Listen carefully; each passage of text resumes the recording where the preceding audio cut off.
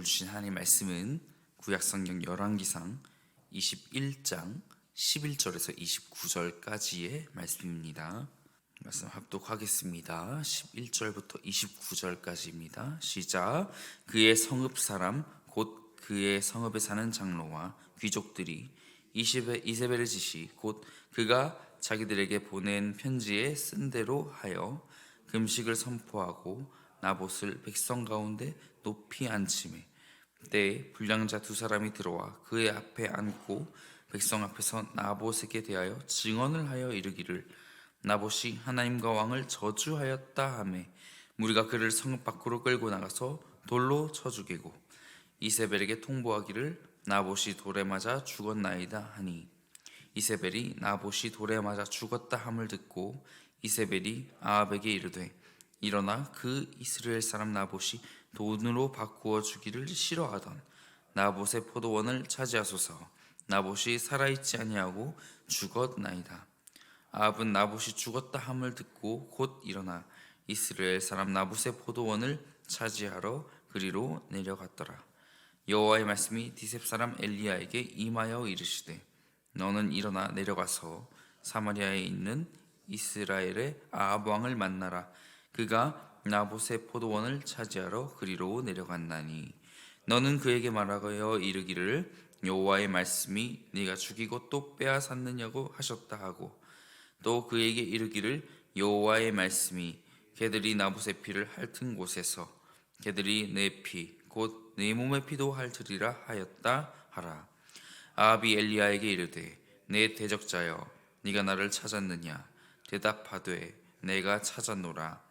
내가 내 자신을 팔아 여호와 보시기에 악을 행하였으므로 여호와의 말씀이 내가 재앙을 내게 내려 너를 쓸어버리되 내게 속한 남자는 이스라엘 가운데에 맹인자나 노인자를 다 멸할 것이요 또 내 집이 느밧의 아들 여로보암의 집처럼 되게 하고 아히야의 아들 바하사의 집처럼 되게 하리니 이는 내가 나를 노하게 하고 이스라엘이 범죄하게 한 까닭이니라 하셨고 이세벨에 대하여도 여호와께서 말씀하여 이르시되 개들이 이스라엘 성읍 곁에서 이세벨을 먹을지라.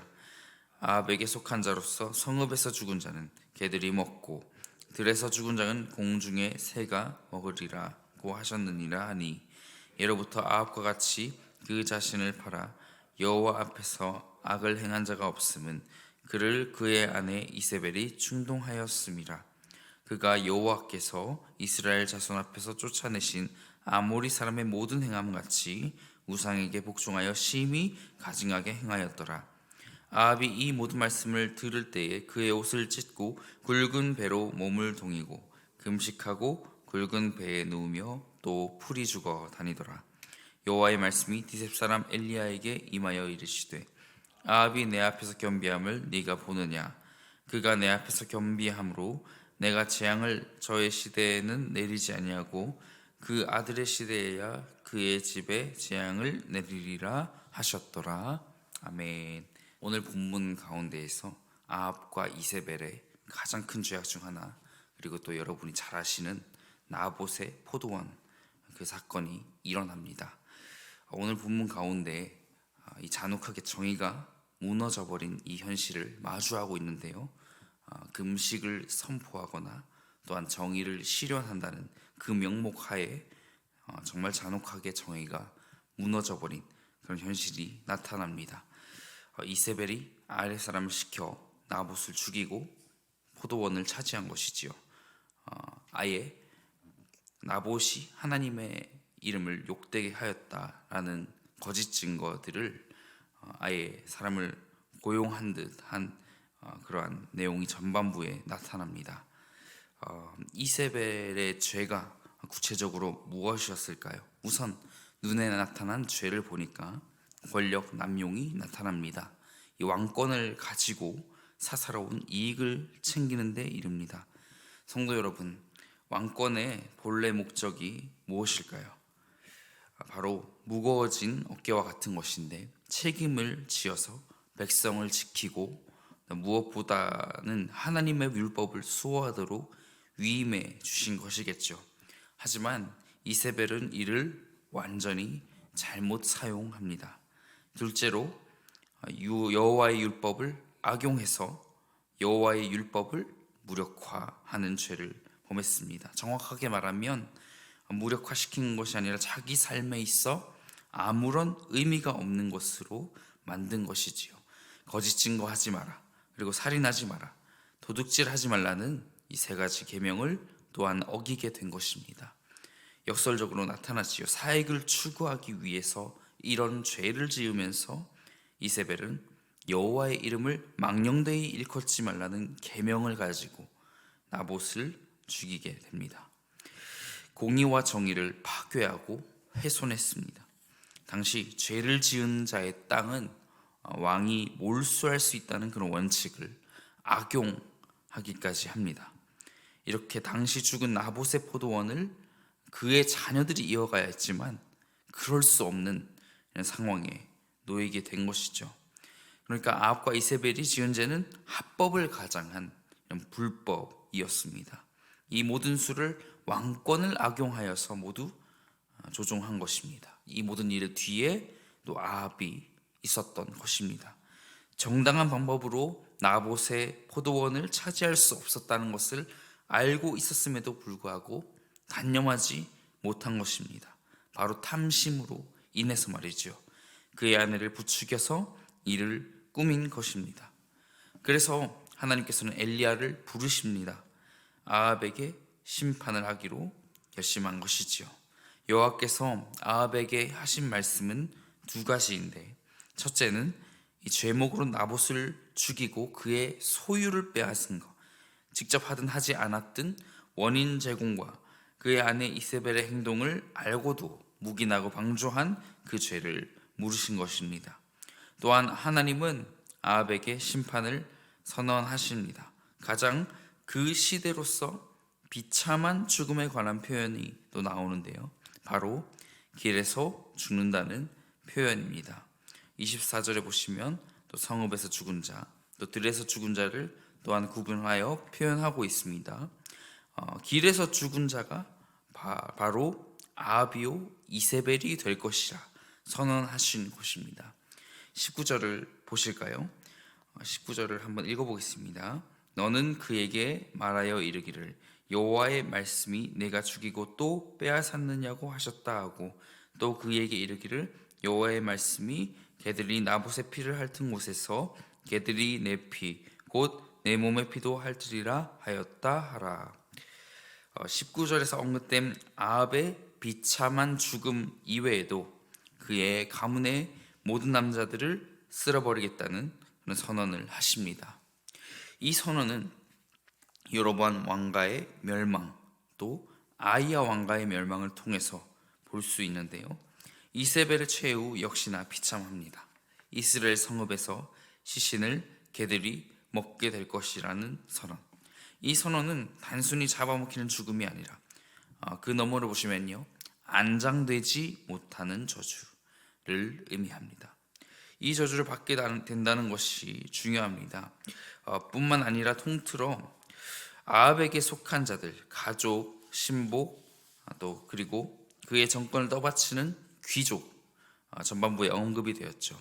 이 모든 이들을 한 통속으로 보시며 하나님께서는 이들도 이세벨과 같은 죄를 물어 동일한 심판 선언을 내리십니다. 이들도 같은 공범인 것은 누구 하나 나봇에게 하려는 행동이 잘못되었다는 걸 말했던 사람이 없었기 때문입니다. 이런 심판의 말씀들을 전부 아합에게 엘리야가 하나님의 말씀을 받아서 선포했습니다. 이 심판의 말씀 앞에 아합은 의외의 행동을 합니다. 27절을 보시겠습니다. 아합이 이 모든 말씀을 들을 때에 그의 옷을 찢고 굵은 배로 몸을 동이고 금식하고 굵은 배에 누우며 또 풀이 죽어 다니더라. 하나님을 무시할 것만 같던 아합이 하나님을 무시한 게 아니라 옷을 찢으며 굵은 배로 몸을 동이고 금식하고 굵은 배에 누우며 풀이 죽어 다니더라는 것입니다. 사실 그는 하나님의 권능을 몰랐던 것이 아님을 알 수 있습니다. 갈멜산에서 불이 내리며 비가 내리고 아람 왕인 벤하닷을 이긴 기적을 통해서 하나님이 살아계심도 알았던 사람이고 하나님께 큰 권능이 있다는 것을 알았던 사람입니다.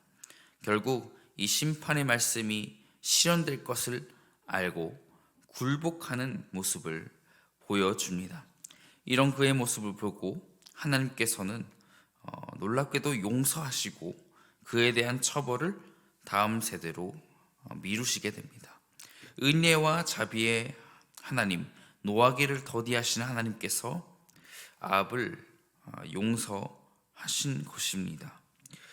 이런 구절 보면 민중의 심리로서는 열을 받을 수 있다고 생각합니다. 왜입니까? 한 사람이 억울하게 죽었습니다. 그런데 하나님은 용서하셨습니다. 하지만 이러한 마무리에 있어 하나님은 결코 자비만을 베푸신 것이라고 여겨지지 않습니다. 오히려 더한 심판을 내리신 것이죠. 다음 세대로 미뤄진 것이 포인트 같습니다. 정상적인 부모라면 자녀가 잘 되기를 바라지 않을까요? 그러지 않고 하나님의 자비를 받아들인 아합을 재조명하게도 됩니다. 아합은 어떤 선택을 한 것입니까? 사랑하는 성도 여러분, 이 세상 속에 탐심을 주는 것이 얼마나 많을까요? 그러한 요소들이 나에게 있다면 오히려 다행입니다. 대부분 내가 가지고 싶은 것들이 남에게 있다는 것이에요.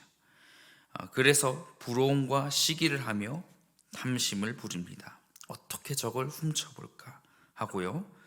우리가 어떤 모습으로 살아가야 할까요? 그런 마음이 들 때마다 우리는 하나님의 말씀대로 살아가고 나에게 주신 것에 집중해야 합니다. 그렇게 살아가는 것이 가장 합당하지 않나 생각합니다. 그럴 능력, 이 탐심을 이길 능력, 이 능력이 나한테 없기 때문에, 이마저도 없기 때문에 하나님께 그 능력을 구하기 위해 이 자리에 나오게 된 것이죠. 탐심마저 하나님 손에 맡겨드리오니 이것들을 함께 달고 살아가지 않게 해달라는 간구를 하는 것입니다. 이를 위해서는 세 가지가 필요한 것 같습니다. 그러한 마음을 가지고 살아왔고 행한 것이 있다면 마음을 찢는 회개를 하나님께 하는 회개의 삶, 또 두 번째로 하나님께 새로운 마음을 구하고 그 자리를 거룩히 여기고 그 삶을 지키는 삶, 또 마지막 하나님의 말씀을 지키는 것입니다. 이 세 가지를 가지고 하루를 열어가시기를 원하고요. 어리석은 자는 남의 것에 마음을 빼앗겨서 그것을 추구하다가 길을 잃는 사람입니다. 그러나 다시 하나님이 쓰시는 사람은, 하나님이 동행하시고 축복하시는 사람은 바로 나에게 주신 것들로 시작하는 인생인 줄로 믿습니다. 그러한 저와 여러분이 되시기를 말씀을 조명하며 우리가 그렇게 살아가기를 간절히 소망합니다.